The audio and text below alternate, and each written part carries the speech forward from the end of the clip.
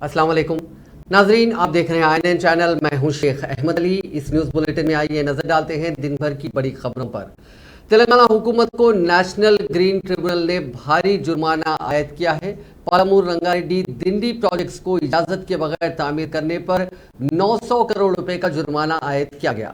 NGT की Chennai bench ने फैसला सुनाते हुए वाजे किया कि इन प्रोजेक्ट्स को माहौलियात और दीगर दरकार इजाजतनामों के बगैर तामीर करने पर तामीरात रोकने के जो अहकाम पहले दिए गए थे उन पर अमल नहीं हो रहा है। बेंच ने एक फैसले में मंसूबों की मुकम्मल लागत का 15% जुर्माना आयद किया। जी वेंकटैया नामी शख्स ने NGT में दरखास्त दाखिल करते हुए दावा किया कि प्रोजेक्ट्स की तामीरात की इजाजत के बगैर ही की जा रही हैं। कर्नूल के चंद्रमौलेश्वर रेड्डी और आंध्र प्रदेश हुकूमत ने इसी मसले पर जमीनी दरखास्त से दाखिल की। आंध्र प्रदेश हुकूमत की तरफ से दायर एक मुकदमे में तेलंगाना हुकूमत को माहौलियाती मंजूरी के बगैर प्रोजेक्ट की तामीर पर 300 करोड़ रुपए का जुर्माना किया गया था। इसके अलावा NGT ने अपने फैसले में कहा कि पालामुरू रंगारेड्डी प्रोजेक्ट पर 528 करोड़ रुपए और दिंडी प्रोजेक्ट पर 92 करोड़ रुपए का जुर्माना माहौलियाती नुकसान के मुआवजे के तौर पर आयद किया गया। NGT ने तेलंगाना हुकूमत को 3 माह के अंदर जुर्माना कृष्णा रिवर मैनेजमेंट बोर्ड के पास जमा कराने की हिदायत दी है। वजीर सेहत T हरीश राव ने आज वजीर आबकारी श्रीनिवास गौड़ और रुकन पार्लियामेंट M श्रीनिवास रेड्डी के साथ महबूब नगर में 1000 बिस्तरों वाले सुपर स्पेशलिटी हॉस्पिटल का संग बुनियाद रखा। महबूब नगर के कदीम कलेक्ट्रेट में 300 करोड़ रुपए की लागत से 1000 बिस्तरों वाला सुपर स्पेशलिटी दवाखाना तामीर किया जा रहा है। संग बुनियाद तकरीब के बाद मुनक़िदा जलसे से खिताब करते हुए वजीर हरीश राव ने कहा कि रियासत के क़याम से कबल तेलंगाना में सिर्फ 3 सरकारी मेडिकल कॉलेज थे। अलहदा रियासत तेलंगाना के क़याम के 8 साल में तेलंगाना भर में 12 सरकारी मेडिकल कॉलेजेस कायम किए गए, जबकि मुत्तहदा जिले महबूब नगर में 3 सरकारी मेडिकल कॉलेजेस मंजूर किए गए। अलहदा रियासत तेलंगाना क़याम के बाद सबसे पहला मेडिकल कॉलेज महबूब नगर में कायम किया गया और महबूब नगर में नर्सिंग कॉलेज को भी मंजूरी दी गई, जिसका 2 जनवरी से आगाज होगा। नर्सिंग कॉलेज की इमारत की तामीर के लिए 50 करोड़ रुपए मंजूर किए गए। सेहत के ज़मरे में तेलंगाना रियासत मुल्क में 3रे नंबर पर है, जबकि उत्तर प्रदेश में डबल इंजन वाली BJP हुकूमत रियासत मुल्क में आखिरी मकाम पर है।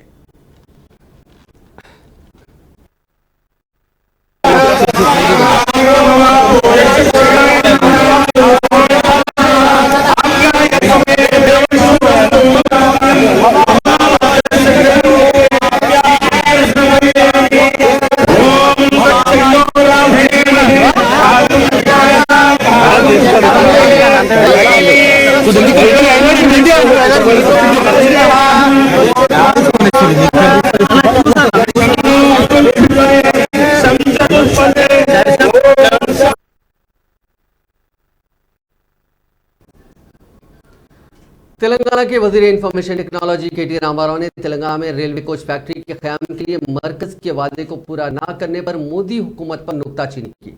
सोशल मीडिया के अहम प्लेटफॉर्म ट्विटर पर सरगर्म KT रामाराव ने इस खुसूस में किए गए ट्वीट में कहा कि तेलंगाना से ताल्लुक रखने वाली BJP के अरकान पार्लियामेंट और मरकजी वजीर में से कोई एक इस सवाल का जवाब दे सकते हैं कि काजीपेट रेलवे कोच फैक्ट्री से तेलंगाना को क्यों महरूम रखा गया, जबकि इसके क़याम के लिए दूसरों पर गौर किया गया। उन्होंने कहा कि इस फैक्ट्री के आसाम में क़याम पर उन्हें खुशी हुई, जबकि तेलंगाना की कमजोर BJP क़यादत को चाहिए कि वो वजाहत करे। KTR ने इंडियन टेक इंफ्रा के ट्वीट का जवाब दिया, जिसमें कहा गया कि इंडियन रेलवेज आसाम को किराचर रेलवे कोच फैक्ट्री के क़याम का मंसूबा रखता है। BRS पार्टी के कारगुजार सदर वो वजीर इंफॉर्मेशन टेक्नोलॉजी KT रामाराव ने मरकजी हुकूमत पर इल्ज़ाम लगाया कि वो किसानों की जानिब से तमानियत रोजगार स्कीम के हिस्से के तौर पर बनाए गए फसलों को खुश करने वाले शेड्स के खिलाफ साजिश कर रहे हैं। उन्होंने पार्टी कायदीन को हिदायत दी कि वो कल तमाम ज़िले मुस्तक़रों में धरना दें, क्योंकि मरकजी हुकूमत किसानों के मफादात के खिलाफ काम कर रही है और रियासत के खिलाफ झूठा प्रोपेगेंडा किया जा रहा है। वज़ीर मौसूफ ने याद दिलाया कि तेलंगाना हुकूमत ने पहले ही कई मरतबा रोजगार तमानियत स्कीम को ज़रूरी प्रोग्रामों से जोड़ने की अपील की। मरकजी हुकूमत को वज़ीर आला चंद्रशेखर राव के साथ साथ उन्होंने भी कई मरतबा मकतूबात तहरीर किए। इस खुसूस में पार्टी की जानिब से भी करारदादें मंजूर करके मरकज़ को रवाना की गई। उन्होंने तनकीद करते हुए कहा कि कोविड के मुश्किल दौर के बाद देहातों में रोजगार के मौके कम हुए और दही माशी निज़ाम बहरान का शिकार हो गया, लेकिन मरकज रोजगार की जमानत के लिए फंड्स में कमी कर रहा है। उन्होंने मुतालबा किया कि मोदी हुकूमत को चाहिए कि वो तेलंगाना की अंधी मुखालिफत ना करे। उन्होंने कहा कि मरकज से तेलंगाना के किसानों को कुछ नहीं मिल रहा है, मोदी हुकूमत तेलंगाना के साथ इम्तियाजी सलूक कर रही है। रियासती वजीर तलसानी श्रीनिवास यादव ने ओहदेदारों को बेगमपेट नाले के तरक्याती कामों को अगले फरवरी तक मुकम्मल करने की हिदायत दी है। जुमेरात के रोज बेगमपेट नाले को श्रीनिवास यादव ने जीएचएमसी कमिश्नर लोकेश कुमार और दीगर आला ओहदेदारों के हमरा वहां दौरा किया और तरक्याती कामों का मुआयना किया। वजीर मौसूफ ने ओहदेदारों को काम की रफ्तार तेज करने का हुक्म दिया। उनका कहना था कि नाले में गाद को मुकम्मल तौर पर खत्म किया जाए और नाले के अतराफ तमाम गैर कानूनी तामीरात और तजावुजात को फौरी हटाया जाए। इस मौके पर वजीर मौसूफ ने कहा कि नालों पर तजावुजात है और देखभाल का कोई ख्याल नहीं रखा जाता। हर साल बारिश के मौसम में नालों के इर्द गिर्द की कॉलोनियों और मकानात ज़ेर आब आ जाते हैं, जिससे अवाम को शदीद मुश्किलात का सामना करना पड़ता है।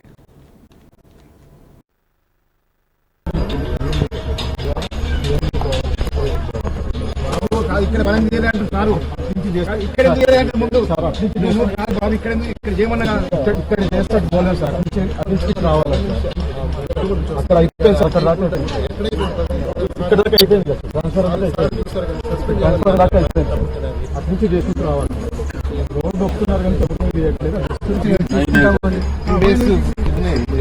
6 నెలల కింద నా ఛాంబర్లో జరిగింది ఇది అని సార్. నేను I have given instruction give it because support లేదు అని మనం ఏం చేస్తాం మన అదే కదా కరెక్టే కానీ అతనికి రిటర్న్లో రాసేయడం ఇబ్బంది ఇబ్బంది లేదు సార్. ఇంతకుముందు మర్చిపోతుంటే నడుస్తుంది సార్. ఏమని రాసి నేను నైట్ కింద నేను జేసీబీ కూడా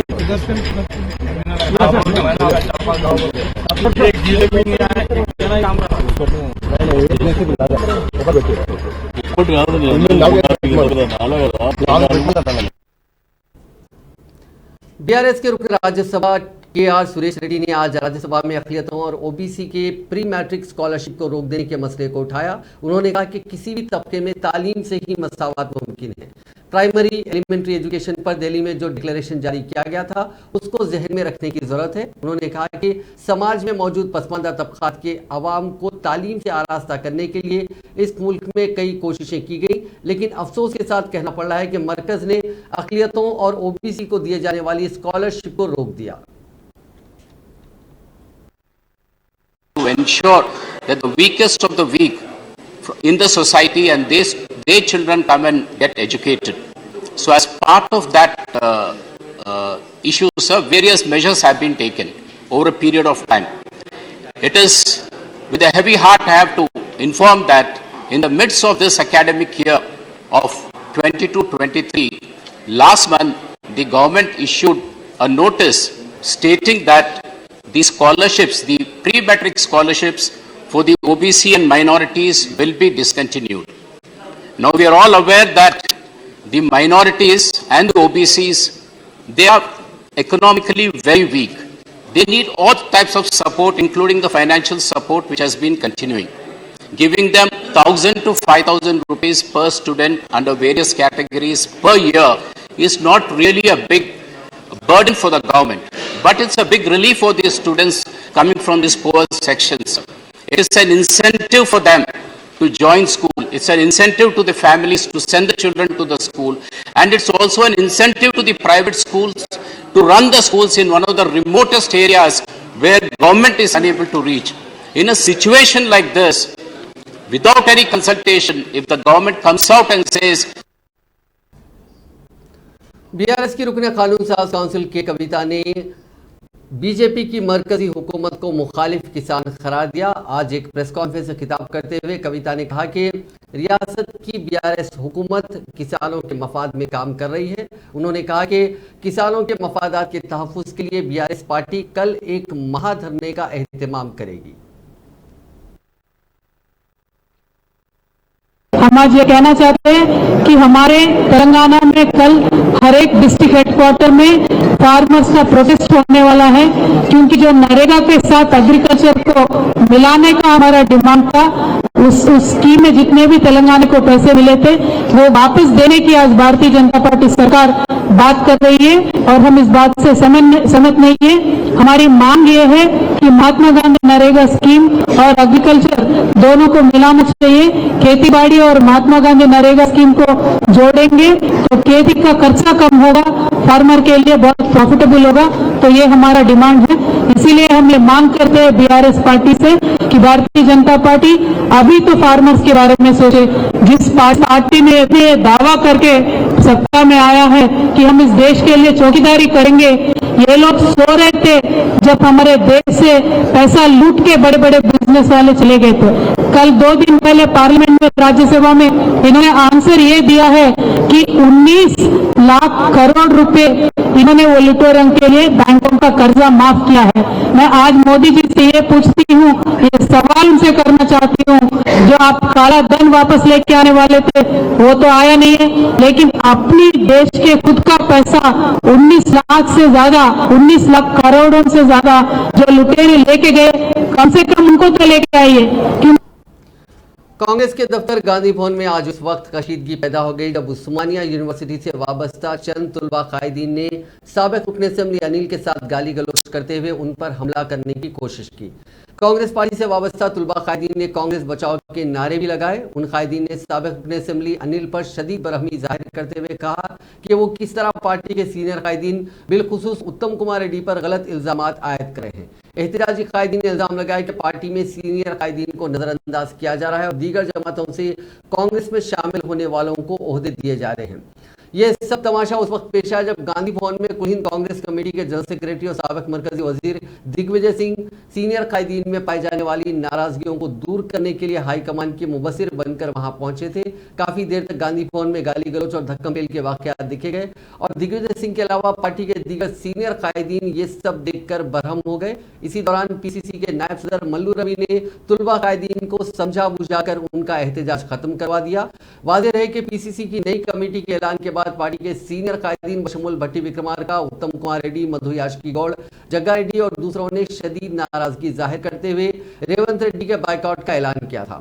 सीनियर कायदीन की इस नाराजगी के बाद हाईकमान ने उन नाराजगियों को दूर करने और उनसे बातचीत करने के लिए दिग्विजय सिंह को हैदराबाद रवाना किया, जो आज और कल गांधी भवन में पार्टी के सीनियर कायदीन के साथ बातचीत करते हुए उनकी नाराजगी को दूर करने की कोशिश करेंगे।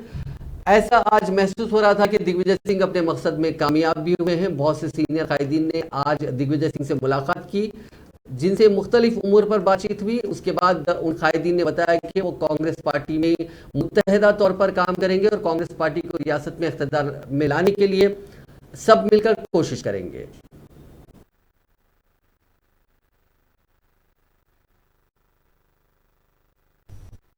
భిన్నాభిప్రాయాలు వచ్చి మాట్లాడుకుంటున్నారు.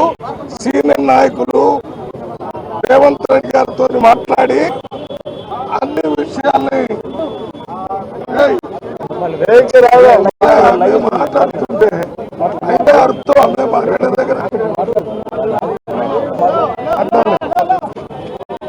అన్ని విషయాల్ని సమగ్రంగా మొత్తం పొలిటికల్ అఫైర్స్ కమిటీ మెంబర్స్ ని, ఎగ్జిక్యూటివ్ కమిటీ మెంబర్స్ ని, సీనియర్ నాయకుల్ని అన్ని రకాలుగా కమిటీ మీద అదే రకంగా ఇంకా ఇతర విషయాలు కూడా ఎవరైనా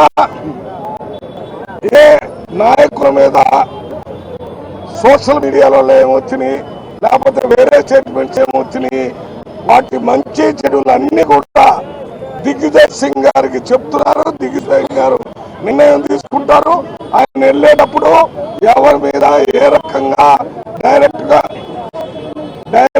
కానీ ఇండైరెక్ట్ గా కానీ మాట్లాడటం కానీ అదే రకంగా మీడియాలో ఈ సోషల్ మీడియాలో పోస్టింగ్స్ పెట్టడం కానీ ఆపు చేయాలని మొన్న జరిగిన మీటింగ్ లోనే రేవంత్ రెడ్డి గారు పీసీ ఎగ్జిక్యూటివ్ కమిటీలో స్పష్టంగా చెప్పారు.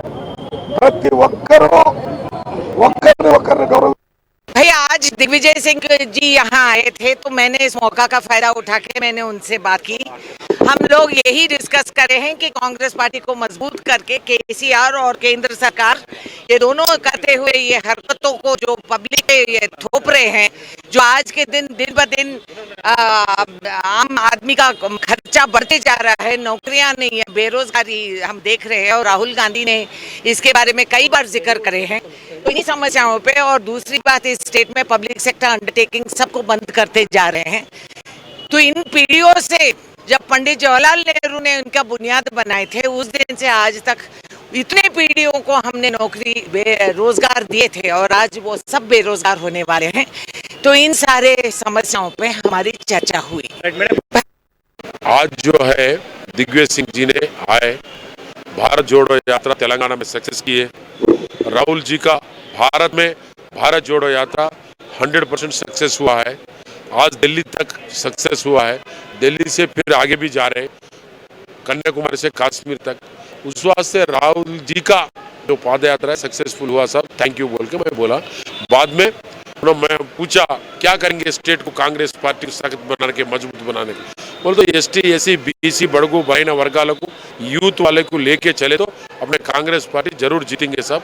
और टीआरएस पार्टी का जो माइनस है, जो बीजेपी पार्टी जो माइनस कर रही, जेएसटी समझो, हावरियक समझो, अवरेक समझो, अगर जो नोटों का मारपीट जो हुआ है नोट का और जीएसटी है, और क्या है कि गैस का, पेट्रोल का, जो ये पूरा चीजें उसको माइनस करते हुए बीजेपी को माइनस करना, इधर टीआरएस को माइनस करते हुए जो टीआरएस पार्टी ने जो लूट के खा रहा है, जो बीजेपी ने लूट के खा रहा है, वो पब्लिक को बताते हुए, लोग को बताते हुए अपना कांग्रेस पार्टी को आगे बढ़ाए तो अच्छा रहता साहब। ये छोटे मोटे गड़बड़ रहे तो वो गड़बड़ को आप सॉल्व करने की जिम्मेदारी आपके ऊपर है साहब बोल के बोल दिए। चंद्रबाबू नायडू साहब खम्मम में ये पब्लिक मीटिंग करे,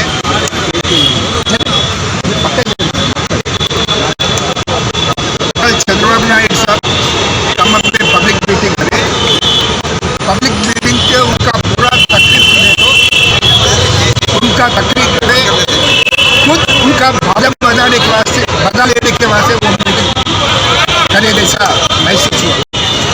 बहुत अहंकार के साथ बात करे और तेलंगाना के आवाम को और तेलंगाना के लीडरों को नुक्ताचीनी करते हुए उन्होंने बात की। उन्होंने ये बात कहे, मेरे वजह से हैदराबाद डेवलपमेंट हुआ, मेरा विजन से डेवलपमेंट हुआ बोल के जो बात की। इसका मतलब क्या है? इसका मतलब ये है क्या, उनसे पहले जो चीफ मिनिस्टर बने वेंगल राव जी, पी नरसिम्हा राव जी और डॉक्टर रविचंद्र रेड्डी साहब, उन लोगों को ये नहीं इस तेलंगाना का आंध्र प्रदेश को डेवलपमेंट करने के वास्ते कोई विजन उनमें नहीं था क्या? और उन्होंने ये भी बताए मेरे वजह से हैदराबाद डेवलप हुआ बोल के बताया। यहाँ पर नहीं, नेचर के हिसाब से, हैदराबाद का माहौल के हिसाब से, और हैदराबाद में जो रिसोर्सेस है वो रिसोर्सेस को इस्तेमाल करने के वास्ते दुनिया के सारे संस्थाएं अपना कंट्रीब्यूशन यहाँ पर करें। इनका उसके अंदर उनका कोई बड़ापन नहीं है। 70 साल होने के बाद भी, उम्र होने के बाद भी अभी उनमें नहीं हुकूमत में रहने का जो स्वार्थपन है वो कल का मीटिंग में वो बाहर पड़ा। और ये भी बताना चाह रहा हूँ, कल एनटी रामाराव साहब को धोखा कौन दिए? चंद्रबाबू दिए। और कल चंद्रबाबू साहब एनटी रामाराव के बारे में बहुत बातें करें। बीजेपी के रियासती सदर बंडी संजय ने महकमे सेहत के डायरेक्टर डॉक्टर श्रीनिवास राव की जानिब से गुज़िश्ता रोज रियासत में कोरोना के खात्मे से मुतालिक किए गए रिमार्क पर अपने शदीद रद्द-ए-अमल का इजहार किया। वाज़ेह है कि डॉक्टर श्रीनिवास राव ने चाशुंबे के रोज कोत्तागुडम में मुनक्किदा क्रिसमस तकरीब में शिरकत करते हुए कहा था कि ईसा मसीह की मेहरबानी से मुल्क में कोरोना के मामलात में कमी आई और ईसा मसीह की वजह से ही ये मुल्क तरक्की कर रहा है। उनके इस रिमार्क के बाद फिरका परस्त तंजीमें, वीएचपी और बजरंग दल ने डॉक्टर श्रीनिवास राव के खिलाफ सड़कों पर मुजाहरे किए और आज बीजेपी के रियासती सदर बंडी संजय ने भी डायरेक्टर मेडिकल एंड हेल्थ को शदीद तनकीद का निशाना बनाया। उन्होंने कहा कि डॉक्टर श्रीनिवास राव एक बड़े बदउनवान ओहदेदार है। उन्होंने अवाम को जिस मजहब का खुदा बचाता है श्रीनिवासराव को उसी मजहब की पूजा करने वाले मुल्क में चले जाना चाहिए, उन्हें यहाँ रहने का कोई हक नहीं है। उन्होंने कहा कि डॉक्टर श्रीनिवासराव सरकारी दवाखानों में मुनासिब तिब्बी सहूलियात फराहम करने में नाकाम साबित हो रहे हैं। वो बरसर इख्तिदार जमात से आइंदा इंतखाबात में टिकट हासिल करने के ख्वाह हैं, इसीलिए पार्टी टिकट को हासिल करने के लिए मजहबी तफरका पैदा करने की कोशिश कर रहे हैं। बंडी संजय ने कहा कि वो श्रीनिवासराव की बदगुमानियों को साबित करेंगे। इसी दौरान बंडी संजय ने वेमुलावाड़ा में सेस इंतखाबात की मुहिम चलाते हुए कहा कि चीफ मिनिस्टर केसीआर की दुख्तर कविता दिल्ली शराब मामले में पकड़ी गई हैं और अब उनके फर्जंद वजीर केटी रामाराव भी एक स्कैम में पकड़े जाने वाले हैं। असिस्टेंट प्रोफेसर्स और लेक्चरर्स के लिए अहलियती इम्तिहान तेलंगाना सेट 2022 मार्च 2023 में मुनक़िद होगा। हुकूमत तेलंगाना की जानिब से टीएस सेट उस्मानिया यूनिवर्सिटी मुनक़िद करने जा रही है। टीएस सेट के मेंबर सेक्रेटरी प्रोफेसर सी मुरली कृष्णा ने बताया कि लेक्चरर्स और असिस्टेंट प्रोफेसर्स के लिए अहलियती टेस्ट कंप्यूटर पर मुश्तमिल होगा, जिसमें 2 पर्चे होंगे।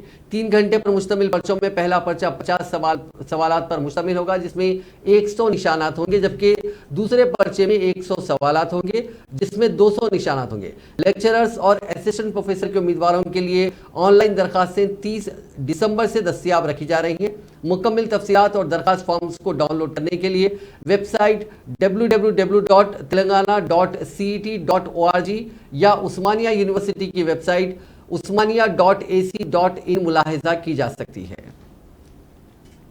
हुकूमत तेलंगाना कोरोना की नई शक्ल के पेश नज़र चौकस हो गई है। टीका अंदाजी एक बार फिर रियासती महकमे सेहत की तवज्जो का मरकज बनी हुई है। हुकूमत जल्द ही दूसरी खुराक और बूस्टर खुराक के बारे में फैसला करेगी। दूसरे ममालिक और दीगर रियासतों से आने वाले मुसाफिरों के लिए एयरपोर्ट्स पर थर्मल स्क्रीनिंग टेस्ट कराने का फैसला किया गया। फिलहाल रियासत में कोरोना के 34 एक्टिव मामलात हैं। हुक्काम ने मुश्तबा अफराद के नमूने जीनोम सीक्वेंसिंग के लिए भिजवा दिए हैं। हुक्काम को मशवरा दिया गया है कि वो चौकस रहें और निगरानी को मजबूत करें।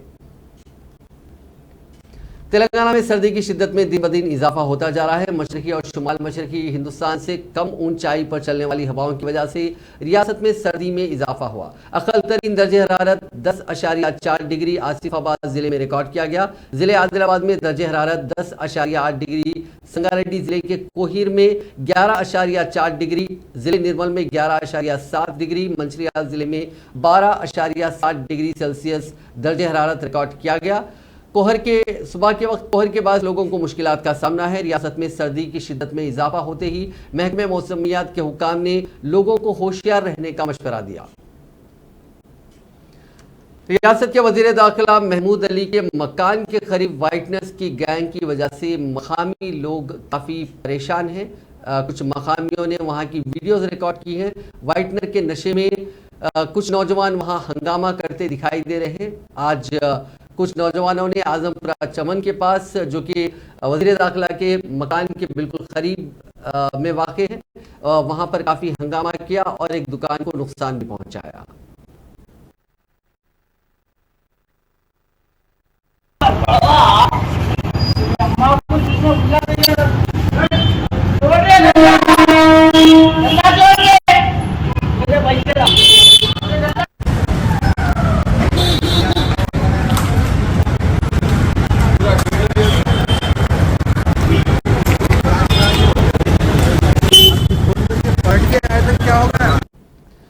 दानिस्ता तौर पर टक्कर देकर एक खातून की जान लेने वाले शख्स को रायदुर्ग पुलिस की जानिब से गिरफ्तार कर लिया गया। पूरा मामला यह है कि 18 दिसंबर की रात 2 मोटरसाइकिल सवार केबल ब्रिज से वापस हो रहे थे कि रास्ते में उनके पीछे से गुजरने वाली कार ने तेज रफ्तारी से गाड़ी आगे बढ़ा दी, जिसकी वजह से बाइक पर सवार अफराद पर नाले का गंदा पानी उछल पड़ा। इस मसले पर बाइक सवारों की कार चलाने वाले नौजवान राज सिम्मा से झगड़ा हुआ। झगड़े के बाद वो वहां से चले गए। उनके आगे जाने के बाद कार सवार ने बरहमी के आलम में दोनों बाइक्स को टक्कर दे दी, जिसके नतीजे में एक बाइक पर सवार खातून मारिया साकिन एरागड्डा और उनके शौहर गिर पड़े और जख्मी हो गए। इन दोनों को जख्मी हालत में इलाज के लिए खानगी हॉस्पिटल मुंतकिल किया गया, जहां कल उनकी इलाज के दौरान मौत हो गई। पुलिस ने इस मामले में कार चलाने वाले नौजवान के खिलाफ कत्ल का मुकदमा दर्ज करके उसे गिरफ्तार कर लिया। पुलिस ने बताया कि उसने दानिस्ता तौर पर टक्कर दी है, इसलिए उसके खिलाफ सेक्शन 302 के तहत मुकदमा दर्ज किया गया है। ఇట్లా ఉద్దేశపూర్వకంగా ఉద్దేశంక దీన్ని కేసు చేసి అక్యూజ్ని పట్టుకోవడం జరిగింది. కారణం కూడా సీజ్ చేయడం జరిగింది. జ్యుడిషియల్ రిమాండ్ పంపిస్తాం. రాజసింహారెడ్డి అని చెప్పి జూబ్లీ హిల్స్ అబ్బాయి 26 ఇయర్స్ అబ్బాయి పేరు. అట్లానే వెళ్ళారు 100%. సింగిల్ ఒకడే ఉన్నాడు కార్లో. ఉద్దేశపూర్వకంగా గుద్దింది కనుక యాక్సిడెంట్ చేసిన కనుక దీన్ని 302 కింద చేయడం జరిగింది. 19th రోజు ऑनलाइन गेम खेलते हुए 97 लाख रुपए गंवा देने के मामले की तहकीकात में साइबर क्राइम पुलिस हैदराबाद में तेजी पैदा कर दी है। शमशाबाद मंडल के सीतापुर से ताल्लुक रखने वाले हर्षवर्धन नामी तालिबे इल्म के बाप के खाता उसके फोन के ऑनलाइन अकाउंट से मुंसलिक था। तहकीकात में पुलिस को पता चला कि नौजवान ने शुरू में कुछ रकम गंवा दी थी। वो अपनी रकम की वापसी के लिए गेम खेलता गया और उसने इस तरह से पूरे 97 लाख रुपए गंवा दिए। साइबर क्राइम पुलिस ने इस मामले में तेलंगाना गेमिंग एक्ट के तहत मुकदमा दर्ज करके तहकीकात शुरू कर दी तो पता चला कि ये रकम फोन पैसा नामी कंपनी के खाते में जमा हुई। इसके बाद वहां से गेमिंग से मुतालिक 567 कंपनियों के अलग अलग खातों में मुंतकिल की गई। साइबर क्राइम के असिस्टेंट कमिश्नर पुलिस श्रीधर ने बताया कि फोन पैसा कंपनी को मकतूब रवाना करते हुए रकम किन किन खातों में मुंतकिल की गई उनकी तफसीलात पेश करने की हिदायत दी गई है। एसीपी ने बताया कि नौजवान ने 567.com नामी वेबसाइट पर रंगों के इंतखाब का खेल खेला। उसने बहुत ही मामूली रकम जीती जबकि लाखों रुपए हार गया।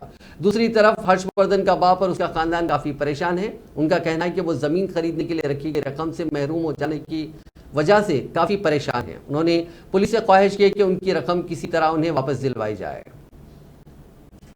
हैदराबाद के राजेंद्र नगर में नाबालिग लड़की के साथ एक नौजवान ने शर्मनाक हरकत की कोशिश की। लड़की किसी तरह उसके चुंगल से बच निकलने में कामयाब हो गई। ये वाकया लक्ष्मीगुड़ा इलाके में पेश आया। 8वीं जमात की तालिबा को एक नौजवान बहला फुसलाकर साथ ले गया और उसका रेप करने की कोशिश की। लड़की वहां से फरार होकर घर पहुंची। उसने घर वालों को नौजवान की हरकत से वाकिफ करवाया जिस पर वो पुलिस से रुजू हुए। मैलारदे फली पुलिस ने इस मामले में केस दर्ज करके नौजवान की तलाश शुरू कर दी। शहर हैदराबाद के बंजारा हिल्स पुलिस स्टेशन हुदूद की फिल्म नगर में चोरी की वारदात पेश आई। पवन कुमार नामी शख्स समानता डायमंड्स के नाम से दुकान चलाता था। वो ग्राहकों से ऑर्डर लेता है और गुजरात के सूरत से सोने के खाम माल लाकर जेवरात बनाने का काम करता है। इसी दौरान उसने गुजरात से लाए गए सोने के खाम माल को स्टोर में फल डालकर रखा। ताहम जब अगले दिन दुकान खोली गई तो उसमें से 20 लाख रुपए का खाम माल बशमूल हीरे गायब पाए गए। उसने इस बात की शिकायत पुलिस से की जिसके बाद पुलिस वहां पहुंची और शवाहिद जमा किए। पुलिस ने इस सिलसिले में एक मामला दर्ज करके जांच शुरू कर दी। रचाकुंडे की पुलिस ने मंशियात फरोख्त करने वाले और उसका इस्तेमाल करने वाले गिरोह का पर्दाफाश किया। स्पेशल ऑपरेशंस टीम एलबी नगर जोन और मलकाजगिरी पुलिस ने मिलकर सुमित कुमार, डैनियल और जोसेफ को गिरफ्तार किया। सुमित कुमार जो कि मुलाजिमत की तलाश में है वो मंशियात की लत का शिकार हो गया और नशावर शय फरोख्त कर रहा था। दूसरा मुलजिम डैनियल खानगी कॉलेज का MBA का तालिब-इल्म बताया गया जो दरमियानी शख्स के तौर पर मंशियात फरोख्त करने में मदद कर रहा है। जबकि तीसरा मुलजिम जोसेफ ग्रेजुएशन का तालिब-इल्म बताया गया वो नशावर अशिया का इस्तेमाल कर रहा था। पुलिस ने इन तीनों के पास से 15 ग्राम LSD ब्लॉट्स, 3 मोबाइल फोन और 2 बाइक जब्त कर लिए। फेसबुक पर दोस्ती के जरिए अपने जाल में फांसकर एक नौजवान से लाखों रुपए वसूल करने वाली चालबाज खातून आखिरकार पुलिस के हत्थे चढ़ गई। पूरा मामला यह है कि एक नौजवान को अपर्णा नामी खातून के फेसबुक अकाउंट से फ्रेंड रिक्वेस्ट वसूल हुई। उसने दरखास्त कबूल कर ली और उन दोनों में दोस्ती हो गई। बाद में अपर्णा ने शिकायत कुनिंदा के साथ शादी की ख्वाहिश का इजहार किया। कुछ दिन बाद खातून ने उसे बताया कि उसे 7 लाख रुपए वसूल होने हैं। उसके आबाई शहर में जायदाद है जो कानूनी मसाइल का शिकार है। नौजवान ने उसकी बातों पर यकीन करते हुए मरहलावारी तौर पर 46 लाख रुपए उस अकाउंट में मुंतकिल किए और बाद में उसे धोखाधड़ी का इल्म हुआ। नौजवान ने पुलिस से शिकायत की जिस पर पुलिस ने उस चालबाज खातून को गिरफ्तार करने में कामयाबी हासिल की। मुलजिम खातून की शिनाख्त 29 साला सी अपर्णा उर्फ श्वेता के तौर पर की गई। उसका ताल्लुक रियासत आंध्र प्रदेश के चित्तौड़ से बताया गया।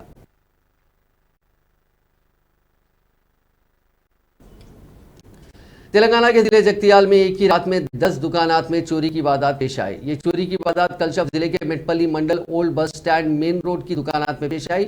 इस वारदात का इल्म उस वक्त हुआ जब दुकानात के मालिकीन सुबह में दुकानात खोलने के लिए पहुंचे। इस चोरी की वारदात की शिकायत पुलिस से की गई।